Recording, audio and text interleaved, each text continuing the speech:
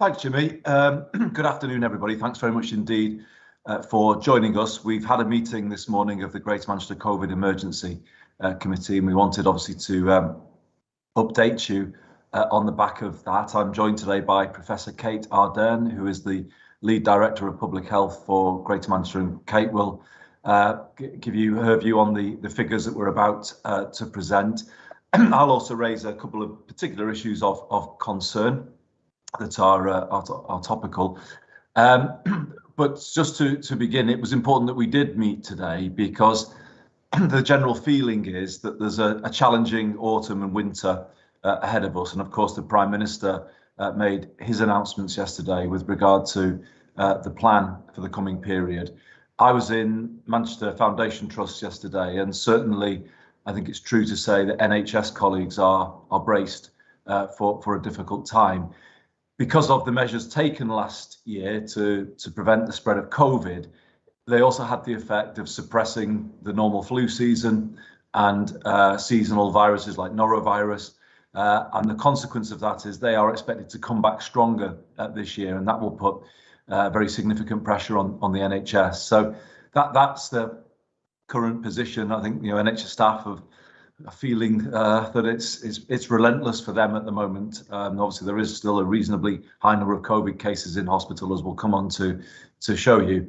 So it is a challenging period, and it's right that we then get our heads into the issues and get ready for what's ahead. So without further ado, maybe I'll just take you now through the cases. The slides, thank you, Alex, for putting them up. What you will see there, colleagues, is that cases have been rising throughout late August into September, probably reflecting the events that have been taking place, the festivals, but also the return to school and college.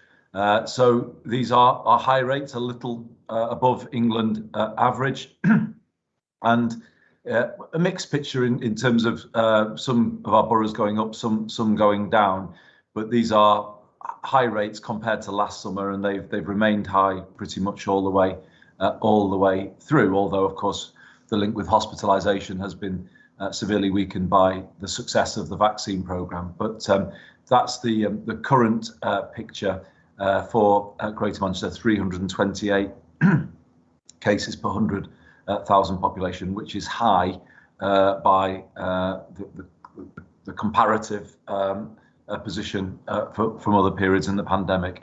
If we go on to the over 60s, that too is higher than it's been, and it's crept up since the middle of August, and that's obviously an issue that we keep a very close watch on. If we go on to the next slide, which is the breakdown by age, you will see that it's still heavily concentrated in the younger age population. But as I say, just the beginning of darkening of that slide, reflecting the increased rate amongst over 60s, and you can see that in pretty much all of our boroughs. If we go on to the next slide, please. Showing a stable position in our care homes, and I will come on actually after Kate's spoken just to talk about a particular issue with regard to care home staff, but I'll return to that. So if we could go on to the final couple of slides, please. So this is the picture with regard to hospitalisation and the numbers of people in hospital across Greater Manchester. I don't know if we could make sure people are admitted to the meeting, because it's currently over the screen, if that's okay. I don't know if Jimmy, if we could admit people who are waiting. But thank you. So what you will see there is a pretty stable position, but again, a level of hospitalisation that is still high and causing pressure, as I said, for NHS staff. So the number of admissions has crept up slightly in the latest figures. What we see there is obviously an increase in people being diagnosed with COVID within hospital. The position with regard to numbers of people actually in beds has changed, gone down slightly, but as you can see, remaining at a reasonably high rate, and has been at that kind of position for most of the summer. If we could move on to the final slide, please. This is obviously the latest position with regard to vaccine in the city region, with a high rate of coverage amongst the over 50s and particularly amongst the over 70s. And with regard to 18 to 49, huge efforts still continue to be made to encourage people to take up the vaccine, but beginning to tail off with regard to the overall percentage who've received their second vaccine. But a huge amount of work continues on that, and we would like to see those rates go higher. I'll leave it there for now, but Kate, could I ask you to pick up from there, and obviously from your perspective, give the messages that you think the Greater Manchester public needs to hear, given the position that we're currently in. But I'll hand over to you, Kate. Thank you, Andy, and good afternoon, everybody. I think the Greater Manchester position really reflects the high underlying prevalence across the northwest of England. So we're seeing that continuing high prevalence, and indeed the northwest and the northeast have their rates rising at a higher rate than other regions of England. And it's important to remember the R number that we look at, which is the, if you like, the measure by which we understand how transmission is actually, how successful we are at reducing transmission, is showing that in the northwest of England, it ranges between 0.9 and 1.1. And 1.1 obviously means we're seeing anything greater than 1 means we're seeing uncontrolled transmission. Now, the good news, if you like, is the success of the vaccination programme in holding down hospital admissions. So we're not seeing the kind of COVID admissions that we saw during waves 2 and 3 of the pandemic. And there's a very stark relationship between the rates of admissions and the success of the vaccination programme. So that's the good news. But of course, our hospital systems, our primary care systems in particular, are dealing with a lot of non-COVID work. So any increase, even not a big spike in COVID activity, does cause significant pressure for our systems, and will do going into autumn winter. As Andy pointed out, as we go into autumn winter, obviously we also have flu, respiratory syncytial virus and norovirus. So it is going to be incredibly important to make sure everyone who is offered the flu vaccine takes up that offer of flu vaccine. And of course, this year we have extended the flu vaccine programme to teenagers, so those in secondary schools, as well as the younger children who have previously been offered the nasal flu vaccine. So flu vax take-up is going to be just as important as COVID vaccine take-up. The other, I think, concerning issue for us is clearly we're not seeing the full impact yet of the schools and, of course, our universities going back, and, of course, people returning into the workplace. So the impact we are seeing at the moment is social mixing post the so-called Freedom Day and the lifting of legal restrictions. So I think it's very important to reiterate the messages around hands, face, space and ventilation going into autumn. These are going to be incredibly important messages and measures that we can all take to try and reduce transmission. And of course, very importantly, to make sure if you have symptoms of COVID has not gone away. It is still the predominant communicable disease causing us challenges in the system. If you have the symptoms of COVID, get a PCR test and self-isolate until you get the results back. I was talking to some of our GPs yesterday, and people are turning up with coughs and saying, "It's okay, doc, it's not COVID." Well, unfortunately, it may well be. So you do need to get out and get your PCR test if you have a cough that's new, a high temperature, and obviously loss of smell sense of smell and taste, and of course some of the other symptoms around fatigue, runny nose, etc., that come with Delta variant. And don't forget that Delta variant is still highly transmissible. The other thing I would like to highlight, Andy, is whilst we are looking at really successful vaccination figures for our older age group, I think it's a very sober reminder that still 29% of the adult population in Greater Manchester is still unvaccinated.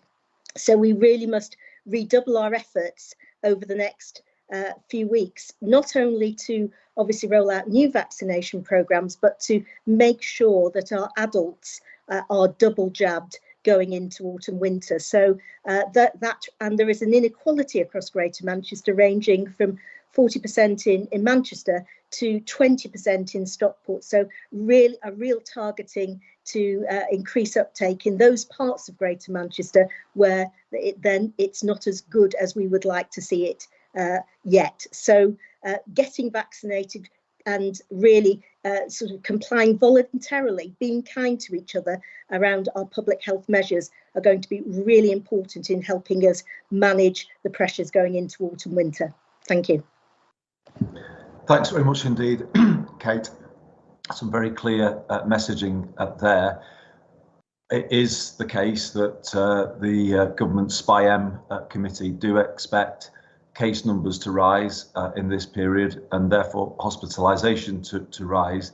So to reiterate what Kate said, the pandemic is not over, and we will be reinforcing those messages about distancing, about hand washing, about wearing face coverings required on our tram, but on other parts of the transport system we believe people should wear a mask, and that will become more and more important as we go through autumn into winter. And there are just two specific issues I wanted to raise with relation to where we are with regard to government policy as we go into this period.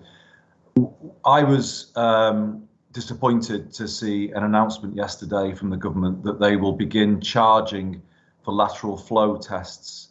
The point at which that will happen is currently unspecified. It would not appear to be imminent, but in our view, that would be a backward step and would further impact on areas where the case rates have been highest.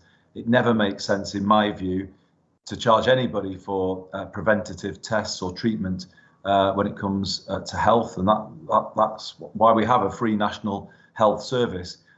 Charging for lateral flow testing, in our view, could only lead to the increased spread of the virus and indeed deepening those inequalities that we've seen all the way through this pandemic.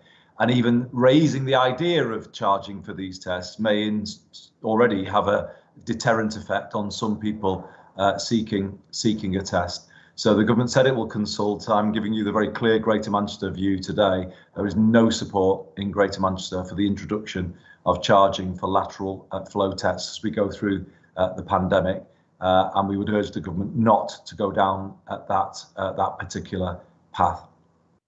The second issue I want to raise today, because it's very much an issue that is coming to a head, and it's the whole question of compulsory vaccination for people employed in care homes, working as carers in care home settings. Obviously, we see the figures that the position there is thankfully stable at the moment. I've expressed concerns before about this particular group of workers being singled out for compulsory vaccination. I was approached last week by somebody who works in a care home in Wigan, 15 years service as a carer, who will be made redundant tomorrow, and who has chosen not to take up the vaccine because of an adverse impact within a family member. Now, obviously, it's for different people to make their judgments about the vaccine, but I do believe it's very unfair to put people in a position where they may have concerns, but then have no ability to maintain their job if they've chosen not to be vaccinated. it is the case also that staff are leaving social care to work in the NHS where there's no such restriction. So it's hard to see the logic of this particular policy when it doesn't apply more broadly. It either shouldn't apply at all or should apply more broadly. And we've also seen there are obviously high vacancies in retail and hospitality at the moment, which could impact on social care. We estimate that there are around 2,000 people in Greater Manchester who are in the position where they may be at risk now of losing their job. And that can happen from tomorrow, because the 16th of September is the date by which people will have had to have their first vaccine if they're then to be fully vaccinated by the time of the government's deadline. We think overall amongst health and social care staff that 90%, just over 91% are vaccinated, but that still says that around 1 in 10 are not. And the government is currently consulting about whether it will extend this policy to domiciliary care.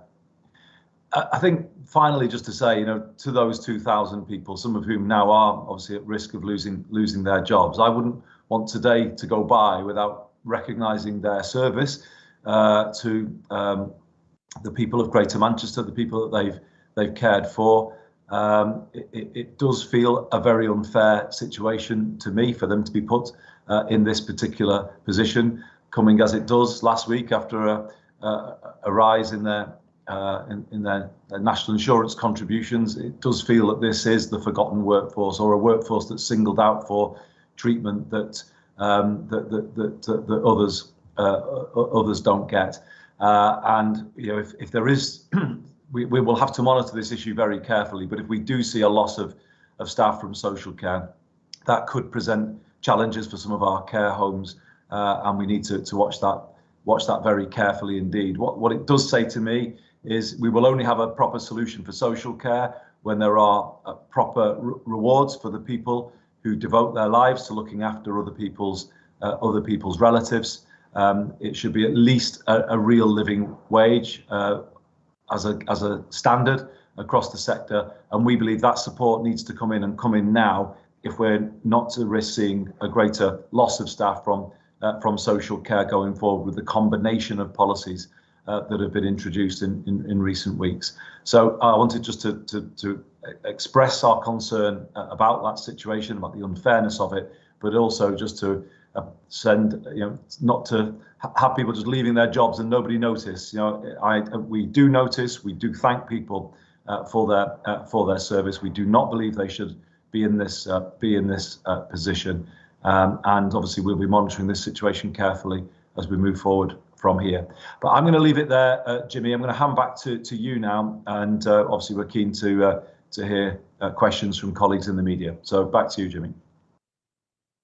Thank you, Andy. So if I could ask colleagues from the media to raise your hand now if you want to ask a question, and I'll give it a moment for you to do so. Thanks.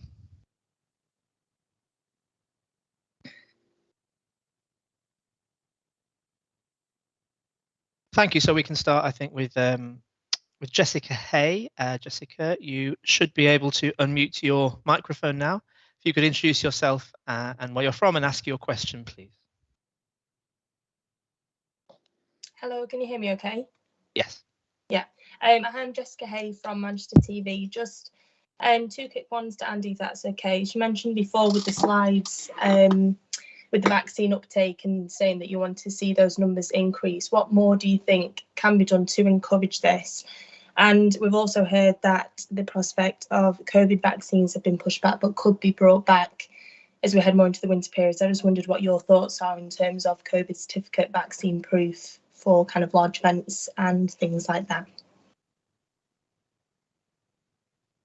Thanks, thanks, Jessica. I'm going to pass the first question to Kate, if I may.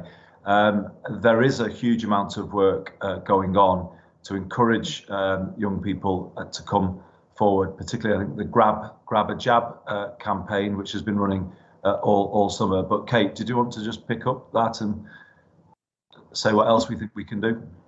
Yes, thank you, Jessica, for that question. There is a lot of work going on to target effectively the vaccination information. So this involves a lot of door-to-door, face-to-face type communication, working through peer networks, working directly with community leaders as well. So and I pay huge tribute to the insight team within our communication cell and engagement cell in Greater Manchester, so that we actually get out there, deliver vaccines at times that people feel are much more accessible and in places and locations. So, for example, I'll give you an example from my own borough. We've been taking vaccines out into the workplace so that people don't have to have time off work in order to go and, as Andy says, grab a jab, but also using events where we can do pop-up clinics as well. So a lot of use of making sure that our comms get out in the right format and using the right community and influencers to have those conversations and address, where we've got concerns about the vaccine itself, so that using trusted voices in the community to do that. So a really major push, particularly over the next few weeks, to really get into communities and geographies where vaccine uptake is not as high as we would like it to be. And on the second part of your question, Jessica, I mean, personally, I don't see a case for any extension of that policy right now, in that people are becoming quite used now, I think, to either showing proof of vaccine or of a negative lateral flow test. And we have had requirements in place at some of the big events that have taken place in the city region over recent days, most notably Park Life. I think that is beginning to be understood by the public, being able to produce one or the other. And personally, I wouldn't want to see a major extension of that policy right now. But obviously, I think the government will have to keep these things under review as we go into the winter months. What we want to do is obviously maintain that level of freedom that people have got, and we want to support our businesses through the coming months. And therefore, all measures will have to be on the table, so to speak, to be able to do those things. But I think at this stage, I would say I wouldn't particularly support any extension of COVID certificates or vaccine passports. Okay, Jimmy. Thank you, Andy. The next question comes from Jen Williams. Jen, you should be able now to unmute yourself. Just introduce yourself, where you're from, and ask your question, please. Hello.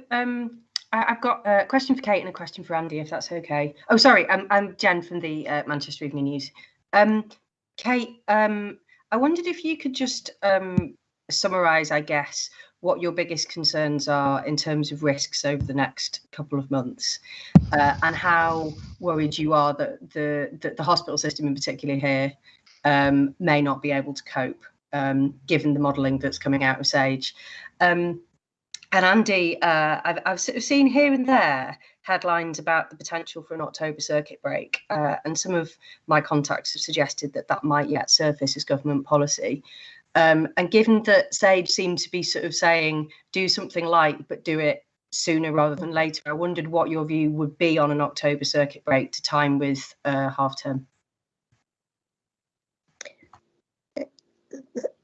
Thank you, Jen. I'll take your first question. Obviously, I think I'll sum up my concerns for the next few months as being complacency. I think we have become a little bit complacent post lifting of restrictions, so we need to ditch that. And I think, following what the CMO and what SAGE have saying, we are moving into winter. We cannot be complacent and cannot think that COVID's gone away. I think it's very much around communication, and we need clear, consistent communication. I think there have been confused messages coming out nationally, in particular, that we have to try and counteract locally. So a clear, consistent messaging about what's expected and what we need to do going forward. I think I'm worried about the cumulative impact of COVID rates increasing just when flu and other viruses are coming into play on top of the existing workload for the system of non-COVID activity, because heart attacks, strokes, other non-communicable diseases which are high prevalence in Greater Manchester, like respiratory diseases, haven't gone away. They're still there, and we need to manage those long-term conditions so we don't get acute admissions resulting as a consequence of long-term condition management not being as we would like it to be. And then lastly, my big concern is capacity in the system, which you've rightly sort of picked up on. I think it's important to remember that primary care, for example, is trying to manage the rollout of significant vaccination programs, which are big logistical exercises which no one should underestimate, but at the same time trying to respond to all the demands, rightly so, from the public around other health problems. And then if primary care is not able to cope, clearly then that impacts, for example, on A&E, on ambulance attendances, and obviously on the hospitals. And I think it's tribute to our hospital system and indeed our overall health and care system in Greater Manchester, because we operate the hospitals as one big system. That does give us a degree of resilience and ability to mutually aid.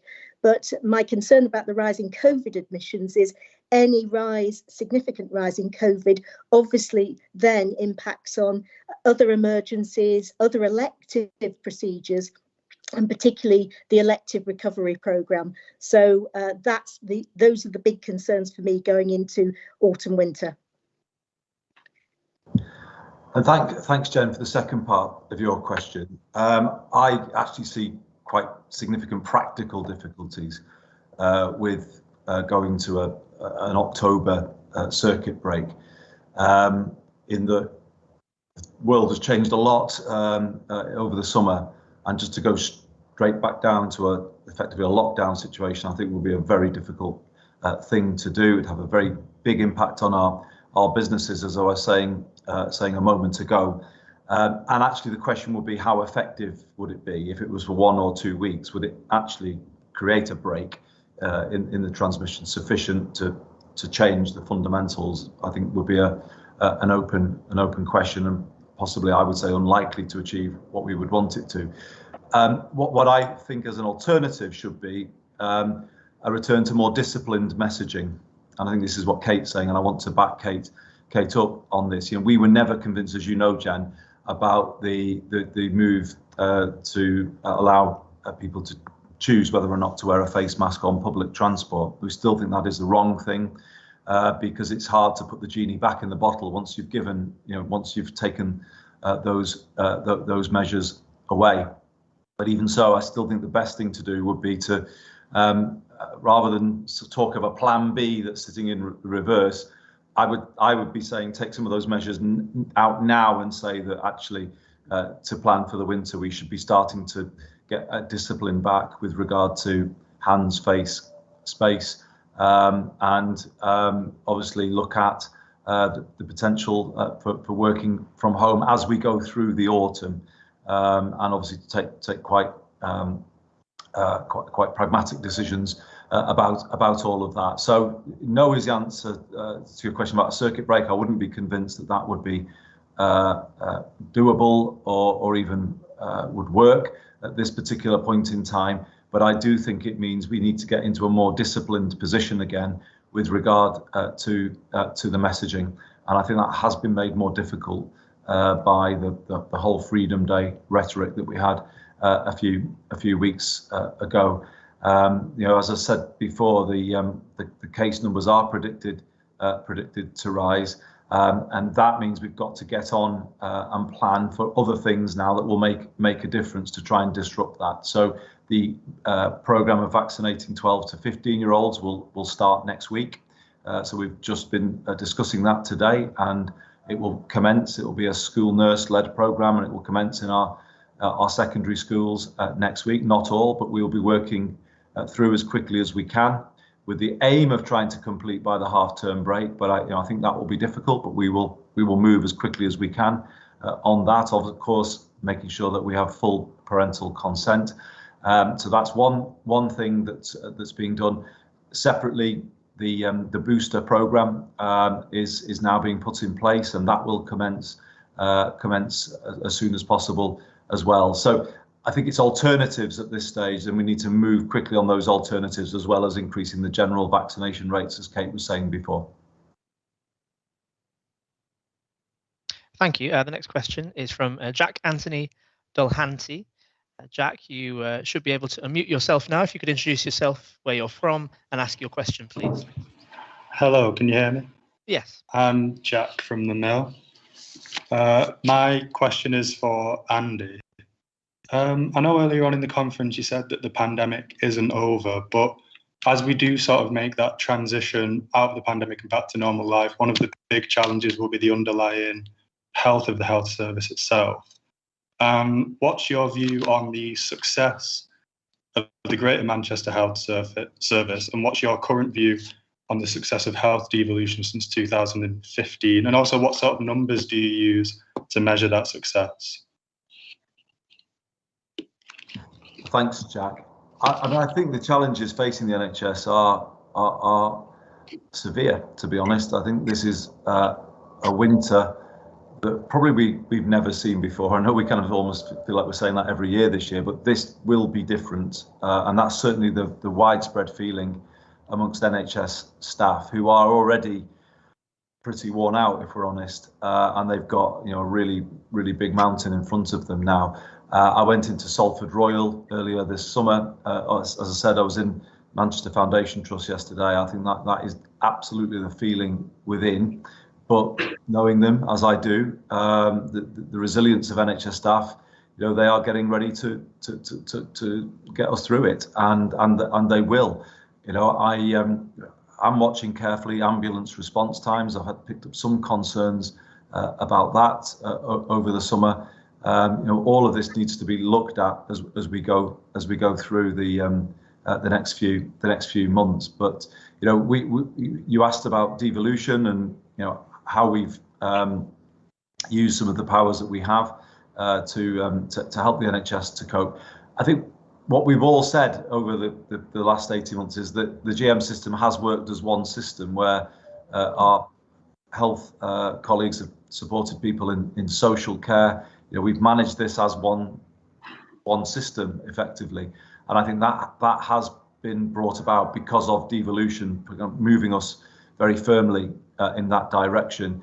We'd already begun a programme of raising standards in our care homes pre-pandemic, and I think that has left us in a stronger position, I think, to face some of what has been thrown at our care homes. And the PPE situation was something that certainly we dealt with well as a result of our devolved status. I think it's also true that the work with our most vulnerable populations has been good, particularly the homeless population, and health colleagues working closely with colleagues in homeless teams. That has also been strong. The provision of online mental health support is something that we put in place early in the pandemic, and I know that has been an invaluable support to many people in Greater Manchester, and that too, you could say, is a product of devolution. As we move beyond Jack, I very much want to bring into being the proposal that I mentioned in my manifesto, which is moving towards a live well service in all 10 boroughs.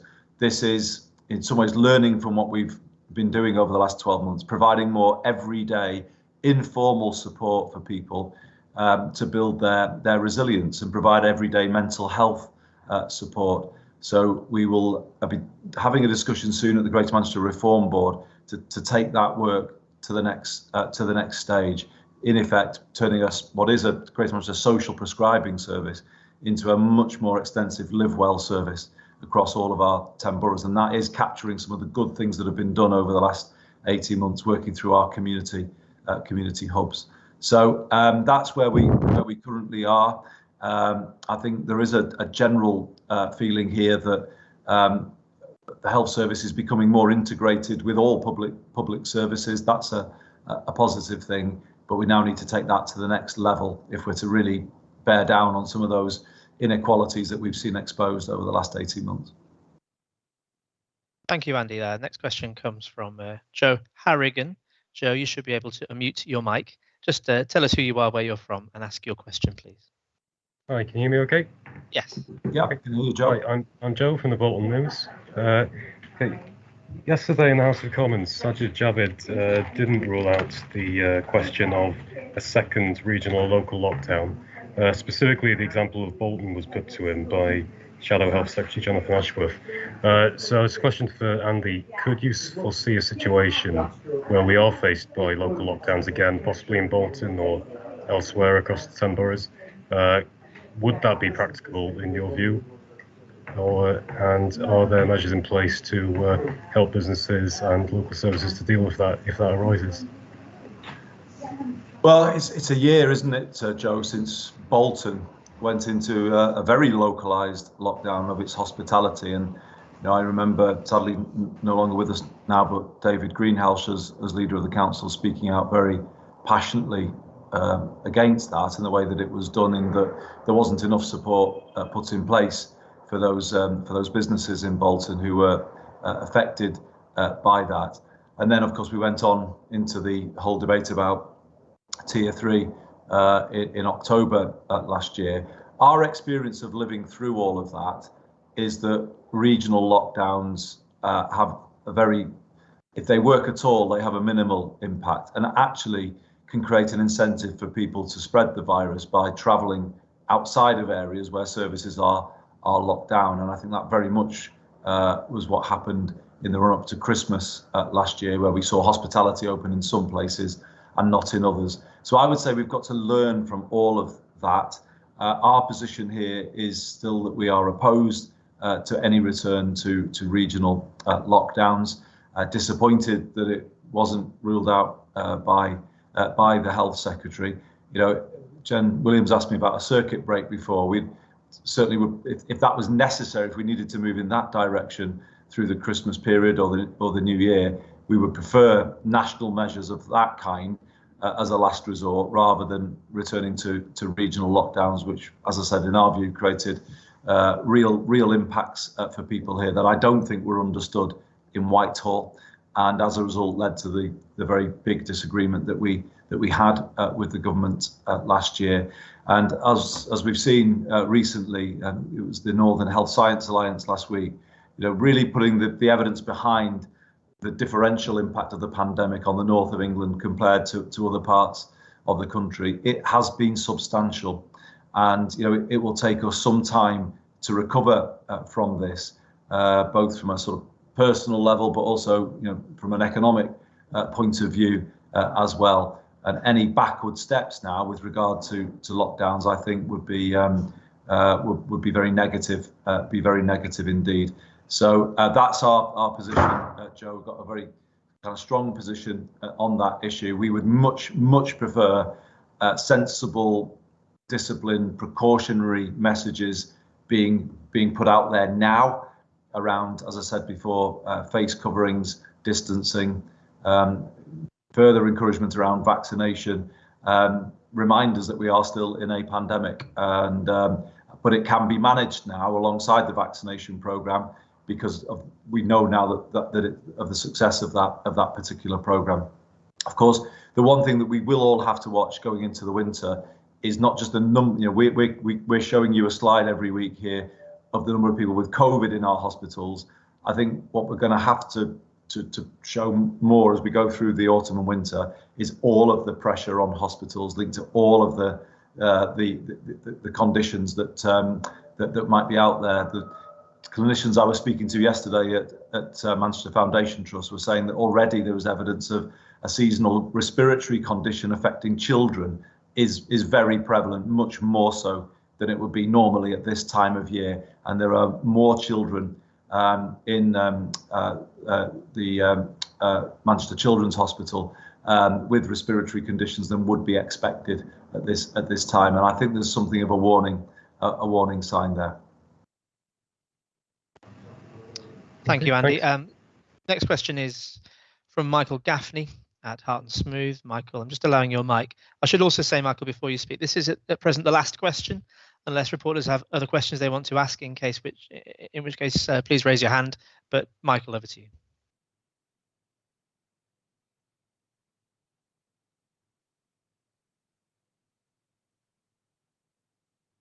Can't currently hear you, Michael. Are you able to unmute yourself? Okay, give me a second. It looks like it's unmuted now, Michael.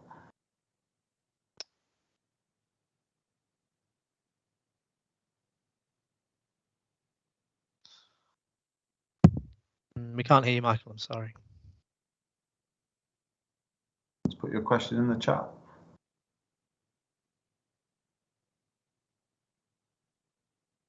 Do any of the colleagues from the media have questions? In which case, please raise your hand now.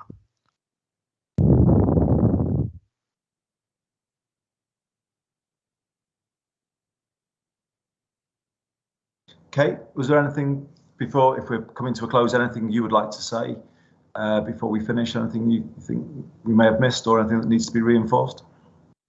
I think just those messages around maintaining your hands, face, space, ventilate. I think the point you were making, Andy, SAGE is very clear. Working from home is a better measure than any kind of local lockdown. Really, if you've got symptoms, please get tested. Do not think COVID's gone away, and any kind of new symptoms, particularly new respiratory symptoms or a cough, go and get your PCR test and self-isolate until you've had the result back. Really important to do that, because you're protecting others and you're protecting yourself as well. And clearly do take up the offer of vaccine when it comes your way. Both if you've not had your primary course, please get that completed. And obviously when you get an invitation to come for your booster, then please take up that offer of vaccination. And of course, we are rolling out the universal 12 to 15-year-old programme as well. We've had good take-up from the 16 and 17-year-olds, and a number of them have actually brought their parents along, which is really welcome. Thanks, Kate. I just want to reinforce that. I can see, I think, Jimmy, you might have got Michael's question now. But I would just want to say, we've all enjoyed it, obviously, doing things that we've not been able to do, going to sport and music and various things over recent weeks. But the way to protect those freedoms going forward is obviously to do everything that Kate has just said, and very much hope that the public will understand that and work with us on it. One issue that hasn't come up, Jimmy, that I will just mention is the situation with, if I'm thinking about events in the city. Obviously we have been very busy in recent weeks, and will continue to be busy throughout this month as we're seeing the return of students to our universities, which is obviously good to see. But we have a very big day coming up on the 25th of September, and obviously there is the potential of a strike on Metrolink. So all I wanted to say on that today is, obviously we're encouraging both sides to get back around the table, get talks underway, and to see if we can avert a strike which would cause serious disruption in the city region on that particular weekend. But obviously we've got other events coming up after that as well. I'm pleased to say that I think both sides are getting back around the table this week. There will be further talks this week, and obviously we would be encouraging them to come to a resolution of the issues, which would obviously take away the need for any strike action. But that situation's ongoing. That's the latest I can give colleagues today, that there is a further process of talks to take place later this week. Jimmy, shall I come back to you for Michael's question? Thank you. I do have Michael's question. He's blaming his new laptop for his difficulty speaking to us. He asks you, Andy, for if you have any concerns about the cut on universal credit and how that might impact people's ability to follow the COVID rules. And I should say that this is the final question. Yes, thank you, Michael. I'm glad you've asked that question. Myself and other mayors have written to the government to make that point. Obviously, it will just have an impact on people's day-to-day living standards, because don't forget, many people who in receipt of universal credit are in work, and hence that then might also have an impact on their ability to stay off work should they become unwell or if asked to self isolate. So we're back in that particular problem. It feels exactly the wrong time to be, if you like, making things more difficult for people, given that we are not through this.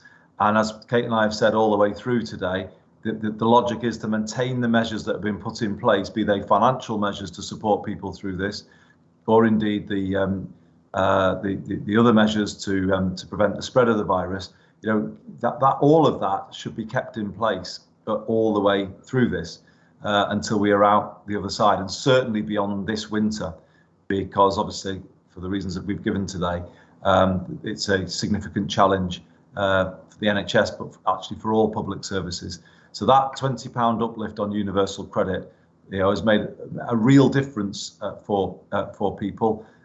It has taken the pressure off people during this difficult time. Absolutely, we would urge all members of Parliament to vote in favour of the motion today that keeps that uplift in place, and you know, votes against the possibility of that £20 being withdrawn. So certainly would put that message to all Greater Manchester MPs. You know, the people here need that support, and they need that to be kept in place. There's an argument for it being kept permanently in place, but for today, let's say that should be kept in place right throughout the pandemic, certainly into the early months of next year. And I would actually argue permanently, because you know what we're seeing is the reliance on food banks, the reliance on other kinds of support. We've allowed some people within our society to have to get by on far too little, and the health consequences of that have been made very, very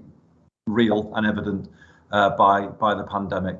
I think building back better is a phrase that's going to have to mean something at some point, and I think it starts with people who've been hardest hit by the pandemic, those who are struggling the most. And I would say absolutely to all Greater Manchester MPs, please vote today to keep that £20 in people's pockets, because I think it is so badly needed across all of the 10 districts of Greater Manchester.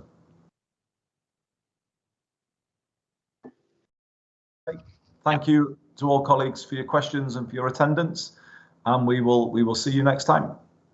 Thanks very much, everyone.